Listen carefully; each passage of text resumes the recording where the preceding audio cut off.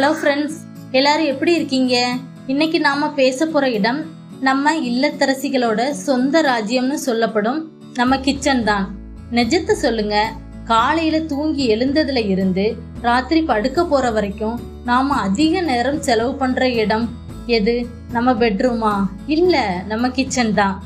இவ்வளவு கஷ்டப்பட்டு சமைச்சாலும் சில சமயம் ஏன்டா சமைக்கிறோன்னு ஒரு டென்ஷன் வரும் பாருங்க.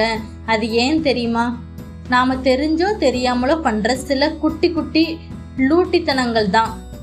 ஆமாங்க, அந்த சின்ன தவறுகள் தான் நம்ம நேரத்தையும் காலி பண்ணுது, நம்ம எனர்ஜியையும் உறிஞ்சிடுது. இன்னைக்கு வீடியோவில் சமையல் பண்ணும்போது நாம தவிர்க்க வேண்டிய 7 முக்கியமான தவறுகளை பற்றி தான் ரொம்ப ஜாலியாக பேசலான் இருக்கேன். வீடியோவை முழுசா பாருங்க, ஏன்னா கடைசி டிப்ஸ் உங்களுக்காக பிரத்யேகமாக சொல்ல போறேன். முதல் தப்பு, இத பல பேர் பண்ணுவோம். அடுப்பை பத்த வச்சுட்டு தான் ஐயோ வெங்காயம் வெட்டலை, இஞ்சி பூண்டு பேஸ்ட் தீந்து போச்சுன்னு ஓடுவோம். அடுப்புல கடுகு வெடிச்சிட்டு இருக்கோம். நாம அந்த நேரத்துல கருவேப்பிலையை தேடி ஃப்ரிட்ஜை குடஞ்சிட்டு இருப்போம். இதுக்கு பேர் தான் டென்ஷன் குக்கிங். நான் இதே போல நிறைய நாள் பண்ணியிருக்கேன். நீங்க பண்ணியிருக்கீங்கன்னா கண்டிப்பா கமெண்ட்ல சொல்லுங்க. சமையலை ஒரு போர்னு நினைச்சுக்கோங்க. போருக்கு போறதுக்கு முன்னாடி ஆயுதங்கள் எல்லாம் தயாரா இருக்கணும்ல. வெங்காயம், தக்காளி, மசாலா எல்லாத்தையும் முன்னாடியே எடுத்து வச்சுட்டு அதுக்கப்புறம் அடுப்பை பற்ற வைங்க. இதை பண்ணாலே உங்க சமையல் 50% ஈஸியாகிரும். நீங்களும் ஒரு சீரியல் ஹீரோயின் மாதிரி சிரிச்சுக்கிட்டே சமைக்கலாம். உண்மைதானே? ரெண்டாவது, நம்மள சில பேருக்கு ஒரு அவசரம் இருக்கும், சீக்கிரம் சமைச்சு முடிச்சுக்கிட்டு சீரியல் பார்க்க போகணும்னு. அதனால அடுப்பை எப்பவுமே ஃபுல்லா தான் வச்சிருப்போம். ஆனா இதனால என்ன ஆகும்? சாப்பாடு அடியில நல்லா வெந்து மேல வேகாம இருக்கும், இல்லைன்னா ஒருவேளை கருகி விடும்.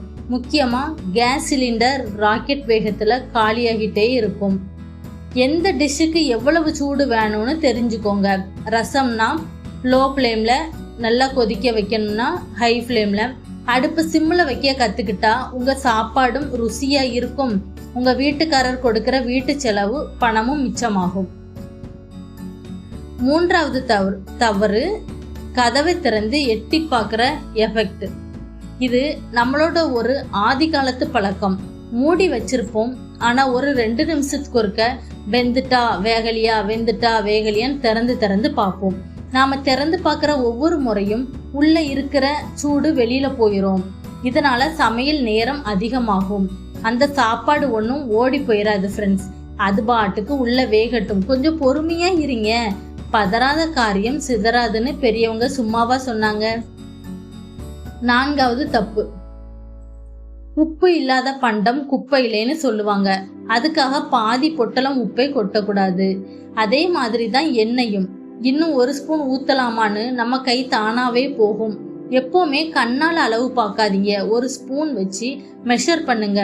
உப்பு கம்மியா இருந்தா அப்புறம் கூட சேர்த்துக்கலாம்.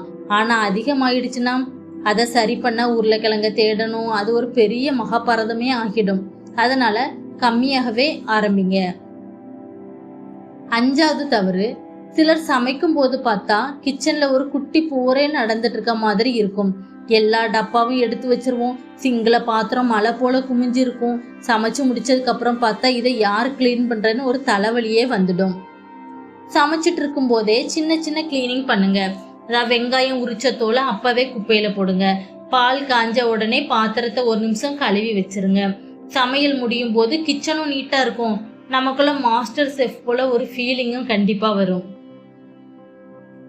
6வது தப்பு என்னன்னா, காலையில எந்திரிச்ச உடனே எல்லா இல்லத்தரசிகளோட மைண்ட்லயும் ஓடுற ஒரே பாட்டு, இன்னைக்கு என்ன சமைக்கிறது தான் யோசிச்சு பாதி நேரம் போயிடும். ஹஸ்பண்டு கிட்ட போய் கேட்போம் இன்னைக்கு என்ன சமைக்கலாம், குழந்தைங்கிட்ட போய் கேட்போம் இன்னைக்கு என்ன சமைக்கலாம். கடைசியில டென்ஷன்ல சுடு தண்ணியும் சோறும் தான் மிச்சம். வாரம் ஒரு முறை ஒரு மெனு பிளான் போடுங்க.